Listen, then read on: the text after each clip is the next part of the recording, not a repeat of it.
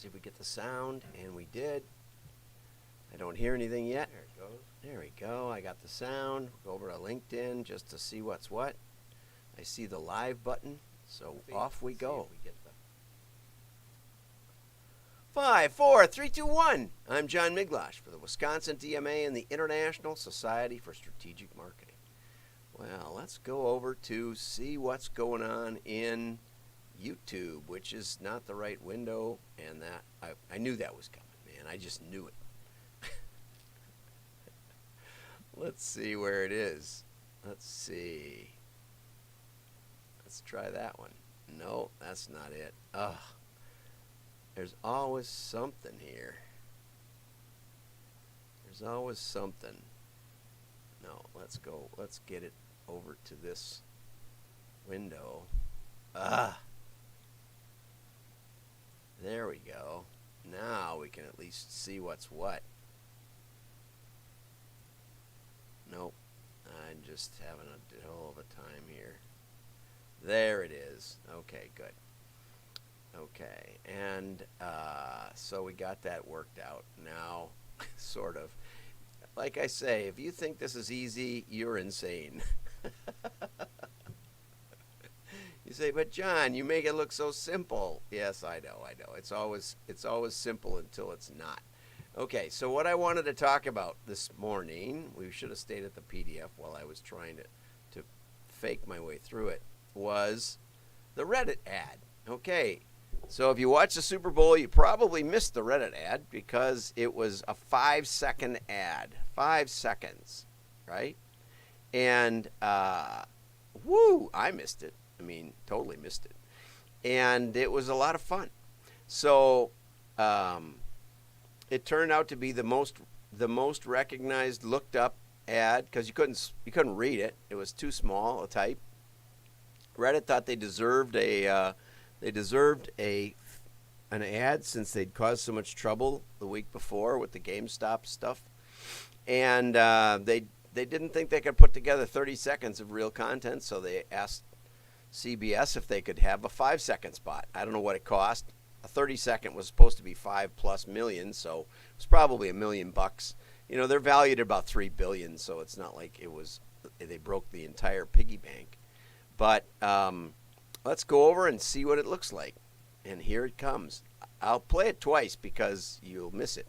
But this is actually the way it starts. It starts with 2 SUVs racing across the desert. Just a clip art stock photo stuff. Okay, let's get that in there in the frame a little bit, and here we go. And then it breaks up. Wow, this actually worked. And then it goes on to horses. And we'll do it again. That's real time. in the heart. And because it looked so disruptive and it looked like something was wrong with the TV, people stopped and went back and looked at it and said, gee whiz, what was that? And with DVR, you can actually back up and look, pause it. You know, I don't have a DVR because I don't want to spend money on TV. But anyway, way to go. It was among the most searched Super Bowl commercials on Google. And, you know, Reddit basically said if you want to look, if you care about something in particular, we probably got something there for you, which is a pretty cool message. I think so. Anyway, just wanted to touch on that. It's pretty fun. Okay, now, Aldi is going to add 100 new stores. Last year they were adding 70, so they keep growing. And they're going to expand their curbside pickup, and they're going to expand in the Southwest and other places around there. Okay, and printers, as usual, print came to the rescue at the Super Bowl. Super Bowl will have 30,000 cardboard fans. Excuse me, I got a little heartburn in the morning from the steak and eggs I had, which was wonderful. Okay, there were 25,000 real fans, but they spread out amongst them these cardboard fans. Now, if they would have thought about it a little more, they should have painted the shirts different colors, because that would have broken up the pattern a lot more and made it look a lot more real. So here are all, let's see, it's all white and they're spread out through the things so that you can't sit next to each other. And that was the point. And there is some spread out over here. That was a particular spot, and they are actually whatever the fans chose to wear or the colors of their team. So it did work out pretty well. This is before I think the real fans filled in. So it was a pretty good idea, and print came to the rescue as always. Print. Oh, and here's something I had never seen. If fans didn't have, it was all cashless. If fans if fans only brought cash, there were reverse ATMs that you could shove cash into, and it would give you a card. But what if someone touched the reverse ATM machine? And they also gave all the fans a gift bag that included an N95 mask so that they could stay safe in the game, but go out and party at the bars. In Florida, got in trouble for not throwing them all in jail after the game. But anyway, we won't get into the politics of it all.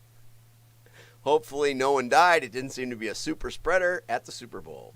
Now, here's something that's near and dear to my heart: how to calculate the success of a direct mail campaign. And I would suggest that you subscribe to the because this is not an article you'll necessarily find.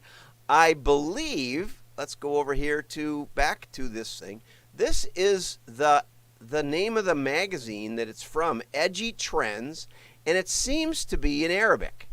Okay, so wherever this is, I'm going to track this down a little bit more.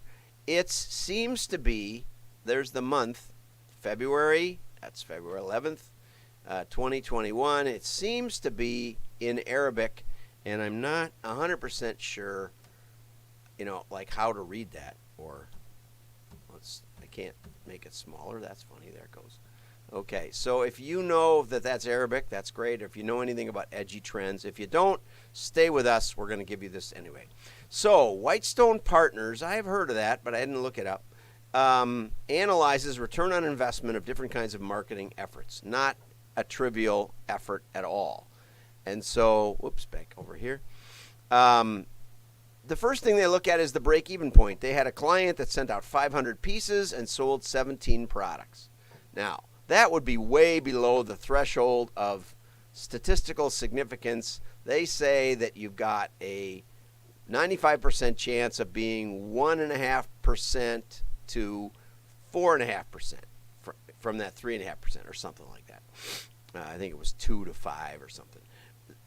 The truth is, you want to do more than 500 pieces for a couple of reasons. One is because of production cost and run length. It doesn't pay to be in the mail with 500 pieces unless it's a very, very, very, very simple piece, like my dentist friend who put a big chicken on a piece of regular bond and rubber banded it to doorknobs in his neighborhood with the headline, "Are you chicken?"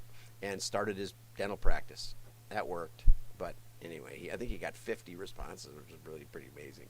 But anyway, so you can calculate the break even. The tricky part is when I started, Freeman Godson Jr. had a book out, which I have on my shelf back here.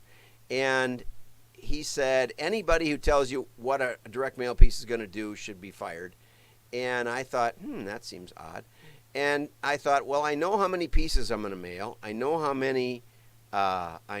much margin I've got because I know the price of my own product.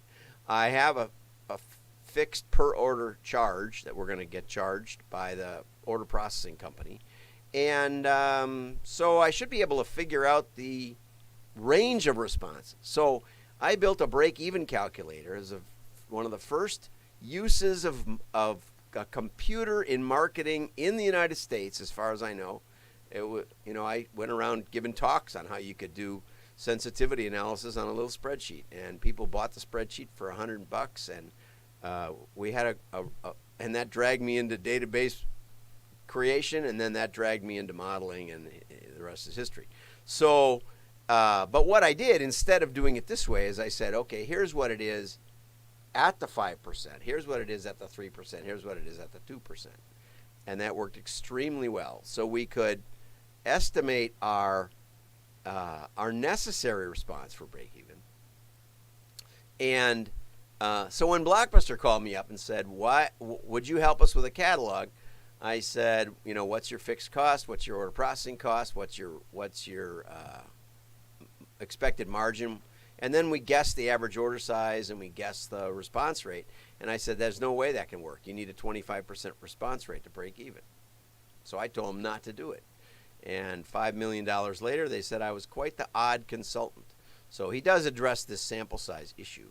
So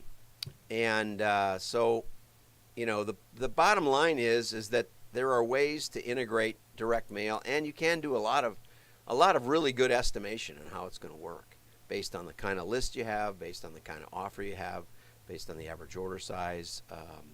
With someone who knows what they're doing, it should not be that hard to get some idea of whether it's at least feasible. So, write to me. If you write to me and say, "I'd like that break-even analysis," I think I have it as a little Excel spreadsheet these days. It used to be $100, and I'll send it along. I've had people tell me they used it for 20 years. Deluxe Check used it all over their computer, all over their marketing. They required every marketing campaign to figure out the ROI. So it's a handy little tool.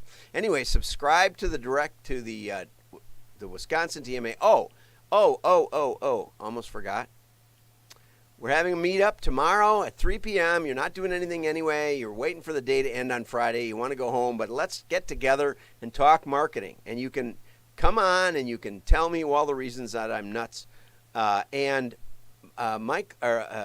Parker is signed up. Well, we don't know if he's going to stay up late enough to come, because he's in the UK, and he said it was pretty late for him. But we're expecting Matthew Parker. I'm trying to get David Rosendahl to come. We've got some other big printers who are down to attend. So if you want to talk marketing, direct mail especially, or if you want to say, it's all digital and we should never do mail, hey, come on. The style consultant is going to be the moderator, so I don't mind whatever you say. You can say whatever you want. But we'll get together. It's the only way you can get together these days. It's totally unformatted except for whatever she cooks up. And it's going to be a lot of fun. Our Christmas one was a riot. We all laughed a lot. If you're on the East Coast, you could even maybe have a little nip before you get there to smooth you out. I'm not advocating anything. Drink whatever you want. Have a fruit juice. Anyway, have a fruit juice and have a Valentine's meetup, and it's going to be a lot of fun. We got a nice crowd coming, and you'll have a great time. I'm John Miglosh. Like and